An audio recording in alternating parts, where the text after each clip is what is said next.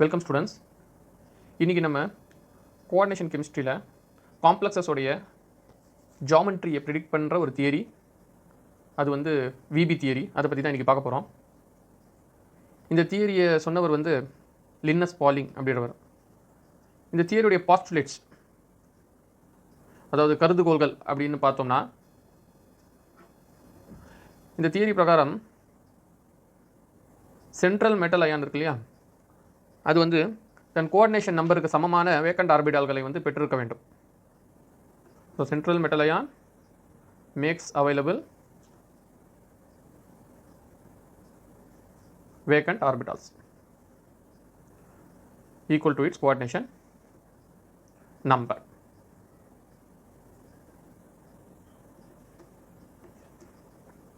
நம்ம சொன்ன மாதிரி சென்ட்ரல் மெட்டல் ஆட்டம் அல்லது அயான் தன் கோஆர்டினேஷன் நம்பர் சமமான வேக்கண்ட் ஆர்பிட்டால்களை பெற்றிருக்கும்.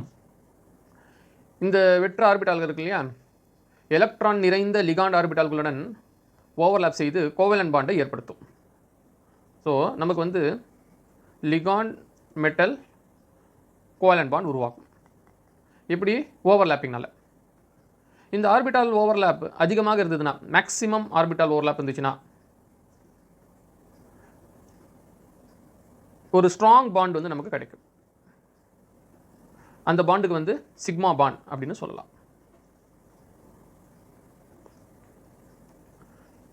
இந்த ஸ்ட்ராங் பாண்ட் உருவாக்கணும் அப்படின்னா, இந்த மெட்டல் ஆர்பிட்டால்ஸ் இருக்கு இல்லையா, அது வந்து ஹைப்ரிடைசேஷன் அப்படின்ற ஒரு கான்செப்டில் வந்து ஈடுபடணும்.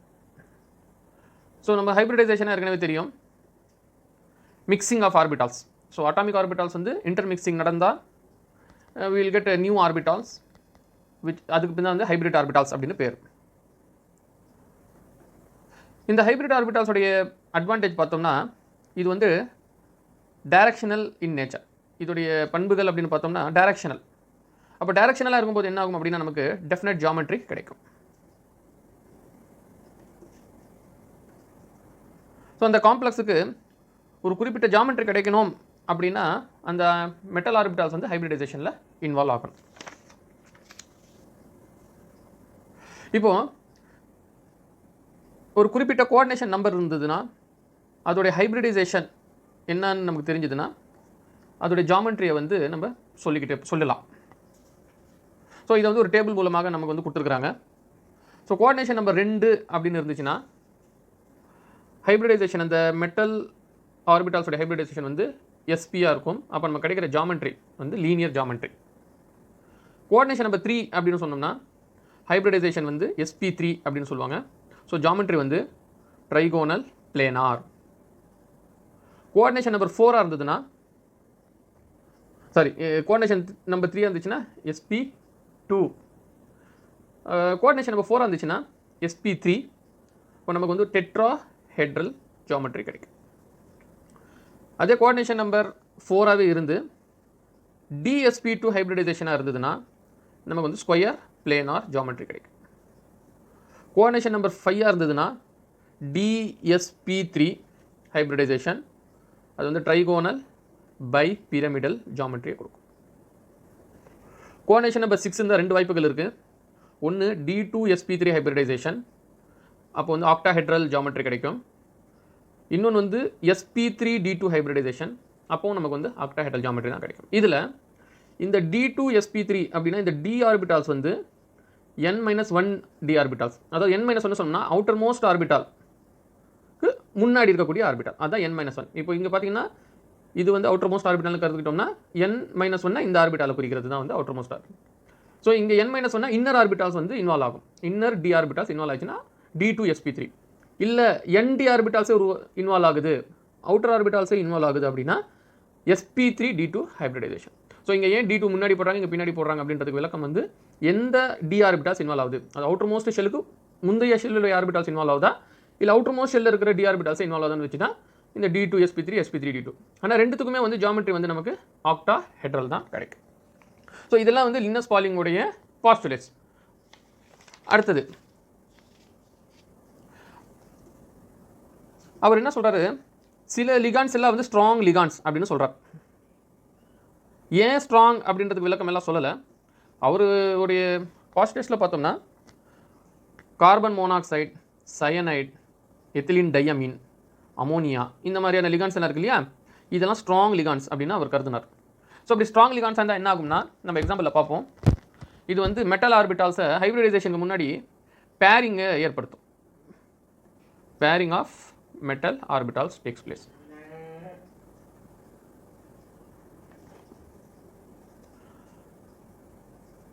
அடுத்தது இவர் வந்து மேக்னெட்டிக் ப்ராப்பர்ட்டிஸையும் வந்து கொஞ்சம் இந்த தியரி மூலமாக சொன்னார். ஒரு காம்ப்ளெக்ஸில் குறைந்தது ஒரு அன்பேர்ட் எலக்ட்ரான் இருந்துச்சுன்னா அந்த காம்ப்ளெக்ஸ் வந்து பேரா மேக்னெட்டிக். 2 அன்பேர்டாக இருந்தாலும் பேரா மேக்னெட்டிக் தான், ஆனால் அன்பேர்டாக இருக்கணும். எவ்வளோக்கு அன்பேர்ட் எலக்ட்ரான்ஸ் இருக்குதோ அவ்வளோக்கு பேரா மேக்னெட்டிக் மூமெண்ட் வந்து ரொம்ப அதிகமாக இருக்கும். ஸோ அப்படி எத்தனை அன்பேர்ட் எலக்ட்ரான்ஸ் இருக்குதோ அது பேஸ் பண்ணி பேரா மேக்னெட்டிக் மூமெண்ட்டையும் அவர் வந்து கால்குலேட் பண்ணார். அதுக்கான ஃபார்முலாவும் கொடுத்தாரு. ஸோ பேராமேக்னெட்டிக் மூமெண்ட்டுக்கான ஃபார்முலா என்னென்னு பார்த்தோம்னா μs = n × n+2. இதில் μsன்றது வந்து அவர் என்ன சொல்கிறாரு, ஸ்பின் ஒன்லி மேக்னெட்டிக் மூமெண்ட்ன்றார். ஸோ அவர் வந்து வெறும் எலக்ட்ரானுடைய ஸ்பின்னை மட்டும் வச்சு, ஏன்னா அன்பேர்ட் எலக்ட்ரான் சொல்லும்போது அதோடைய ஸ்பின்னை மட்டும் வச்சு சொன்னதுனால இதுக்கு பேர் ஸ்பின் ஒன்லி மேக்னெட்டிக் மூமெண்ட். என்னன்றது என்னது, number of unpaired electrons. So unpaired எலக்ட்ரான்களின் எண்ணிக்கை. 2 வந்து ஒரு கான்ஸ்டன்ட் இன்டூ போர் மேக்னெட்டான். அதாவது போர் மேக்னெட்டான் அப்படின்றது வந்து மேக்னெட்டிக் மூமெண்ட்டோடைய யூனிட். ஸோ ஒவ்வொன்றுத்துக்கும் ஒரு யூனிட் இருக்கு இல்லையா, எப்படி லென்த்துக்கு வந்து நம்ம மீட்டர்னு சொல்கிறோமோ அந்த மாதிரி மேக்னெட்டிக் மூமெண்ட்டுக்கான யூனிட் வந்து போர் மேக்னெட்டான். ஸோ இந்த ஃபார்முலாவை பேஸ் பண்ணி நம்ம என்ன பண்ணலாம்னா, அன்பேர்ட் எலக்ட்ரான் இருந்துச்சுன்னா மேக்னெட்டிக் மூமெண்ட்டை ஃபைண்ட் அவுட் பண்ணலாம். சரி, அன்பேர்ட் எலக்ட்ரான் இல்லைன்னா என்ன பண்ணுறது, நோ அன்பேர்ட் எலக்ட்ரான். அப்போ எல்லாமே paired. So no unpaired electron சொன்னோம்னா பேர்டாக இருக்குது அப்படின்னா அந்த காம்ப்ளெக்ஸ் வந்து டயா மேக்னெட்டிக்காக இருக்கும். உதாரணமாக நம்ம ஒரு நீட்டில் கேட்கப்பட்ட கேள்வி எடுத்துக்கலாம். அந்த கேள்வி வந்து the geometry and magnetic behaviour of the complex NiCO4 R அப்படின்னு கேட்டுக்கிறாங்க. ஸோ நிக்கல் டெட்ரா கார்பனைலுடைய ஜாமெட்ரி அப்புறமா அதோடைய மேக்னெட்டிக் பிஹேவியர் என்ன அப்படின்றது அந்த கேள்வி. ஆப்ஷன்ஸ் கொடுத்துருக்குறாங்க. ஆப்ஷன் 1 வந்து ஸ்கொயர் பிளேனார் அண்ட் டயாமேக்னெட்டிக். இன்னொரு ஆப்ஷன் வந்து டெட்ராஹெட்ரல் அண்ட் டயாமேக்னெட்டிக். மூணாவது ஆப்ஷன் வந்து ஸ்கொயர் பிளேனார் அண்ட் பேராமேக்னெட்டிக். கடைசி ஆப்ஷன் வந்து டெட்ராஹெட்ரல் அண்ட் பேராமேக்னெட்டிக். ஸோ நம்ம வந்து இந்த கொஸ்டினுக்கான ஆன்சரை வந்து வேலன்சி பாண்ட் தியரி வச்சு அடிப்படையாக வச்சு சால்வ் பண்ணலாம். கொடுத்த காம்ப்ளெக்ஸ் வந்து நிக்கல் டெட்ரா கார்பனைல் NiCO4. இதில் கார்பனைல் வந்து it is a neutral லிகான். So அதனால் நிக்கல் வந்து அதோடைய 0 ஆக்சிடேஷன் ஸ்டேட்டில் இருக்கும். ஸோ நெக்ஸ்ட்டு நம்ம வந்து நிக்கலுடைய அவுட்டர் எலக்ட்ரானிக் கான்ஃபிகரேஷனை எழுத போகிறோம். நிக்கலுடைய அவுட்டர் எலக்ட்ரானிக் கான்ஃபிகரேஷன்.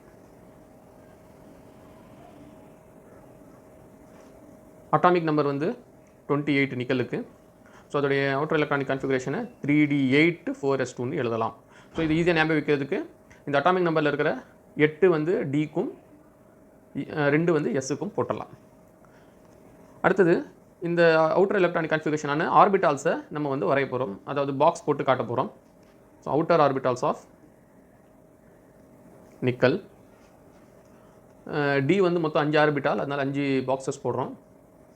அதில் 8 எலக்ட்ரான் 1 2 3 4 5 ஆப்போசிட் ஸ்பின்னில் பேர் பண்ணுறோம். 6 7 8. அப்புறமா 4sல 2 எலக்ட்ரான் இருக்குது.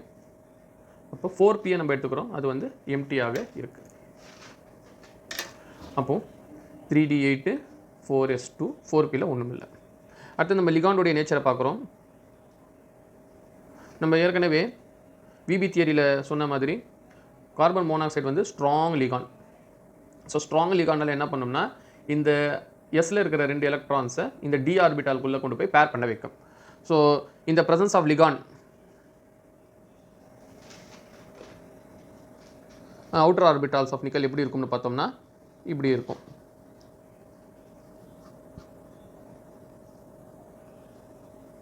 ஸோ இப்போ இங்கே வந்து ஏற்கனவே இருக்கிற 8 1 2 3 4 5 6 7 8 இப்போது இந்த ரெண்டுமே வந்து உள்ளே வந்து பேர் ஆகிடுச்சு. ஸோ அந்த பேரிங்கை வந்து நம்ம இப்படி போட்டு காமிக்கலாம். ஸோ ஆக மட்டும் 3D வந்து 10 ஆகிடுச்சு, 4s 0 ஆகிடுச்சு, 4p 0. இப்போ மிக்சிங்கில் இன்வால்வ் ஆகுது இந்த ஆர்பிட்டால்ஸ். ஸோ எந்த ஆர்பிட்டால்ஸ் இன்வால்வ் ஆகுது அப்படின்னு பார்த்தோம்னா 4 கார்பனல் லிகாண்ட் வரதுனால 4 வேக்கண்ட் ஆர்பிட்டால்ஸ் தேவைப்படும். அப்போது எஸ்ல இருக்கிற ஒன்றும் 3pல இருக்கிற 3 ஆர்பிட்டால்ஸும் மிக்ஸ் ஆகுது. ஸோ அதனால் இதுக்கு என்ன பேர்னா sp3 mixing or sp3 hybridization. So after hybridization இந்த 4 ஆர்பிட்டாலும் அதோட ஐடென்டிட்டியை லூஸ் பண்ணிவிட்டு எல்லாமே sp3 ஹைப்ரிட் ஆர்பிட்டால்ஸ் அப்படின்னு நம்ம சொல்ல போகிறோம்.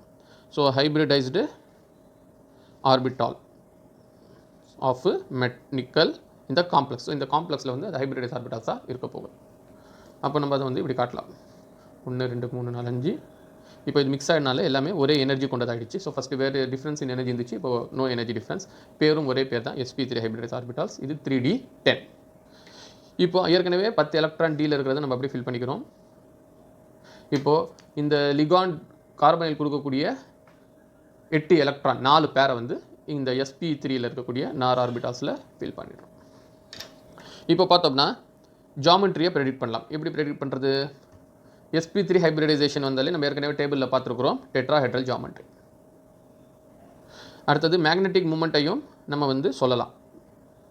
என்ன மேக்னெட்டிக் மூமெண்ட் இதுக்கு பார்த்தோம்னா, since there is no unpaired electrons, ஒரு எலக்ட்ரான் கூட அன்பேர்டாக இல்லாமல் இருந்ததுனால எல்லாமே பேடாக இருக்கிறதுனால இது வந்து டயா மேக்னெட்டிக் இன் நேச்சர்.